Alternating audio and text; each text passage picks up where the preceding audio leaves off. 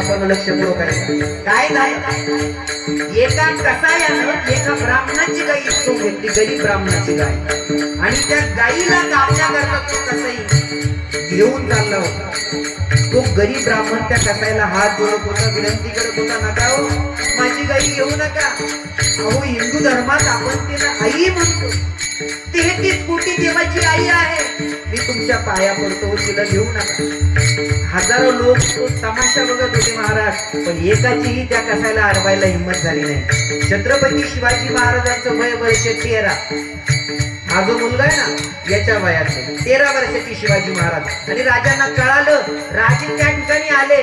काय केलं की कसं याच समयाला गाई कापण्याला घेऊन चालला, घेऊन चालला, एकल बाळ शिवाजीला शिवराय धावत आला. कमरेच्या काढून समशेरीला क्षणात पाडलं कसयाला, पाडलं कसयाला.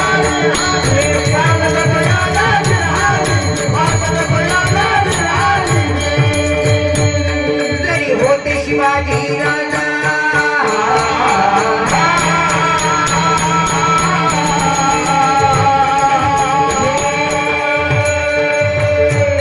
तरी होते शिवाजी राजा, नाही केले माझा तुम्ही झाली प्रजा. विचार करून न्याय देणार, विचार करून न्याय देणार.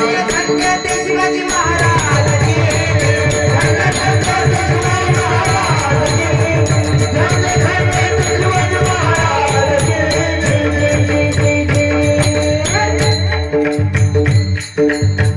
छत्रपती शिवाजी राजानं क्षणाचाही विलंब न करता त्या कसाईची शिरधारा वेगळी केली आणि गायीचं रक्षण केलं.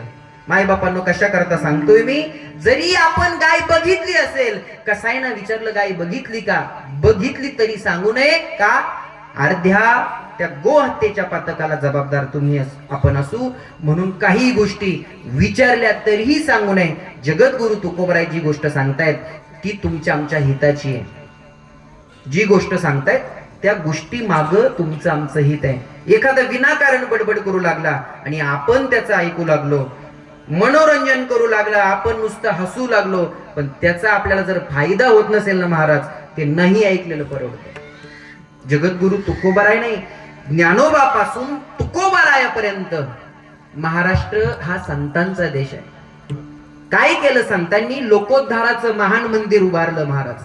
ज्ञानोबापासून जगद्गुरु तुकोबरायापर्यंत सगळ्या संतांनी तुम्हा आम्हाला शिकवलं की बाबांनो, चालायचं कसं, बोलायचं कसं, जगायचं कसं, सगळा मार्ग दाखवला, सगळा मार्ग दाखवला. आणि म्हणून तुमचा आमचा जन्म वाया जाऊ नये.